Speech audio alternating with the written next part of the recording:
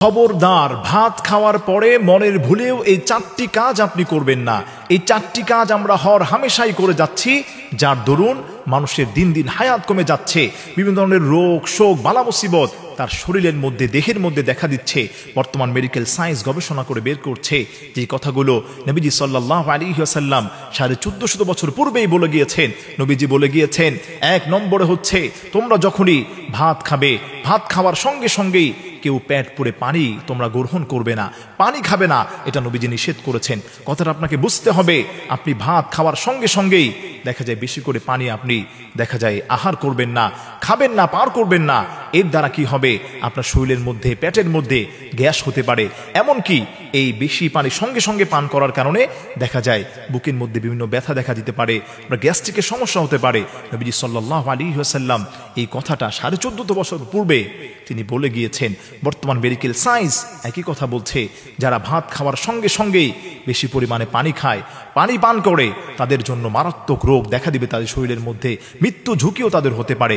এজন্য আমার প্রিয় ভাইয়েরা, আমার প্রিয় মা বোনেরা, আমরা যখনই ভাত খাবো, ভাত খাওয়ার সঙ্গে সঙ্গেই আমরা কেউ পানি পান করব না।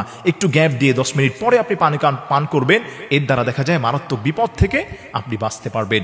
2 নম্বর যে কাজটি করার কারণে আপনার মৃত্যুর দিকে ঝুঁকি আপনার বেরিয়ে চলছে, 2 নম্বর কাজ হচ্ছে ভাত খাওয়ার সঙ্গে সঙ্গেই আপনি স্ত্রী সহবাস করবেন না।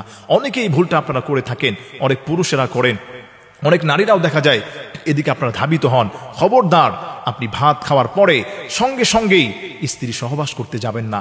একটু সময় নেবেন, একটু পরে আপনি সহবাস করতে যাবেন। তার কারণ হলো বর্তমান মেডিকেল সায়েন্স বলছে, তার পেটটা যখন বেশি ভরা থাকে, সঙ্গে সঙ্গে ভাতগুলো যখন হজম হতে থাকে, ওই সময় যদি কেউ সহবাস করতে যায়, তখন তার শরীরের মধ্যে বিভিন্ন রোগ শোক দেখা দিতে পারে।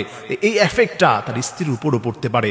এজন্য 2 নম্বর হচ্ছে আপনি ভাত খাওয়ার সঙ্গে সঙ্গেই স্ত্রী সহবাস করবেন না। 3 নম্বর হচ্ছে যে কাজটি করার কারণে আপনি মারাত্মক মৃত্যু ঝুঁকি আপনার হতে পারে, সেটি হলো ভাত খাওয়ার সঙ্গে সঙ্গেই আপনি গোসল করতে যাবেন না। অনেকেই আছে ভাতটা খেয়েই গোসল করার জন্য ওয়াশরুমে চলে যান। খবরদার, গোসলখানায় চলে যান, এই কাজটা আপনি করবেন না। ভাত খাওয়ার সঙ্গে সঙ্গেই যদি আপনি গোসল করতে যান, মেডিকেল সায়েন্স ব্যাখ্যা করে বের করেছে, তারা বলছে যে তাহলে তার শরীরের মধ্যে বিভিন্ন রোগ শোক দেখা দিতে পারে। এরপরে নাম্বার 4 হলো যে কাজটি আপনি করবেন না, ভাত খাওয়ার সঙ্গে সঙ্গেই অনেকে দেখা যায় যে ধূমপানে আসক্ত, যারা ধূমপান করার জন্য ব্যতিব্যস্ত হয়ে যায়।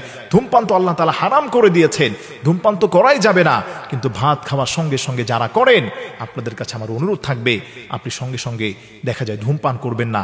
এর দ্বারা আপনার মারাত্মক ফুসফুসে সমস্যা হতে পারে, লিভারে সমস্যা হতে পারে, এমনকি মৃত্যু ঝুঁকিও আপনার হতে পারে। ওই সময় যদি নিয়মিত এগুলো করতে থাকেন, আপনার মৃত্যু ঝুঁকি হবে। এজন্য খবরদার, ধূমপান তো আমরা করবই না। যারা করেন তাদের কাছে অনুরোধ করব, মেহেরবানি করে ভাত খাওয়ার সঙ্গে সঙ্গে এটা করবেন না, আল্লাহর কাছে তাওবা করবেন।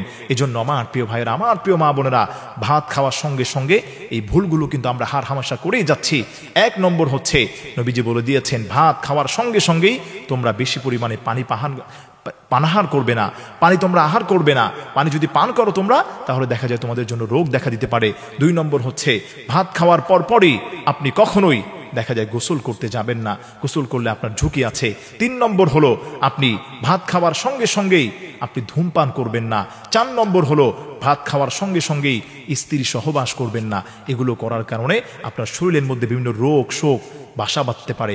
এর থেকে আল্লাহ তাআলা আমাদের সবাইকে হেফাজত করেন। আপনারা সবাই আলোচনাগুলো শুনবেন এবং এগুলো সোশ্যাল মিডিয়াতে আপনারা সবার কাছে শেয়ার করে দেবেন।